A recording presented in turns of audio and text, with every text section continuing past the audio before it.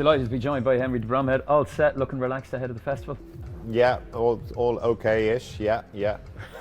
Horses could be running a bit better, but hopefully we'll get them back on track soon enough. And how many would you send over this year, do you think? Hopefully we'll have similar number, 15, maybe 20 max. Yeah, around that. That's a nice number, but still busy enough that it's going to keep you on your toes throughout the week. Absolutely, yeah, very much so. Yeah, no, we've that's what we'd normally have. So yeah, it'll keep us busy, like you said. And starting off right at the start, you're going to have work ahead. Going to the Supreme after that performance, very good performance at Christmas. Yeah, he was really good at Christmas. We were delighted with him. He jumped brilliant, and Mikey O'Connor gave him a great ride, and he seemed to do it really well in the end. Yeah, so yeah, he's exciting. We also have Skylord in the race. I think he could run really well as well. So two nice chances going there. Talking about July Flower and her form, when you look back to her form at O'Toy, it's quite extraordinary form. And even that run last time with Cala Conti, where that juvenile form from last year is looking pretty good this year. She must come in here having, you get the feeling if she was trained by Willie, she'd be half the price kind of thing. Because what she's done so far in her career is pretty decent.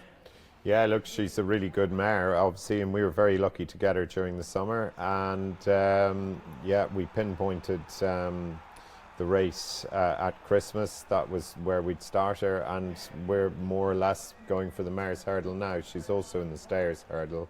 But delighted to get her. Duncan Ango very kindly backed us to get her, and really looking forward to her. And she certainly looks like she'll stay anyway if she's there or thereabouts towards the end of the race. Yeah, she's proven. Yeah, she's proven. She was third, as we said, third in the French Champion Hurdle. So yeah, she'll certainly stay, and she's a really nice mare. Envoi Allen, got to ask you about him. He's just been the most extraordinary horse, and what he did at the festival a couple of years ago, obviously down Royal as well, was super this year, beating some very good horses. Yeah. How's he shaping up?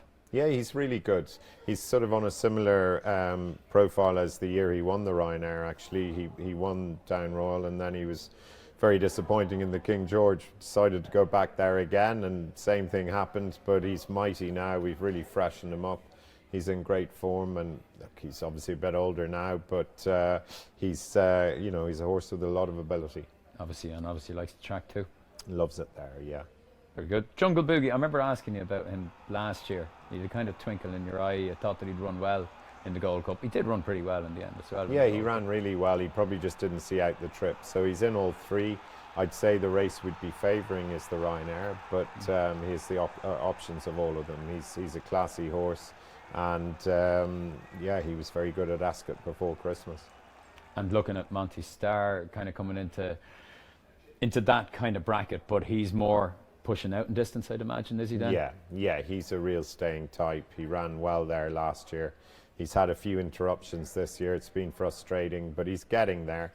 He stepped forward again the other day at Leopardstown, but there's still plenty of improvement in him again. So once we can get a clear run now between now and the Gold Cup, I think he'll run really well.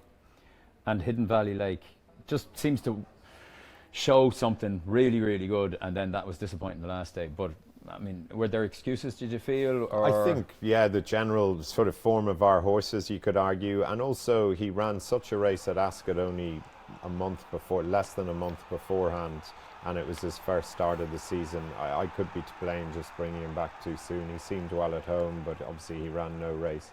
He seems really good again now, and he'll have a much better run into the race. You just get the feeling that there's one of those big races in him that he's just going to suddenly blow them away on a day. Yeah, hopefully. Yeah, he's got very good form, so we'll see. And Bob is in that race as well, so hopefully he could run a big race. How did he come out of his last run?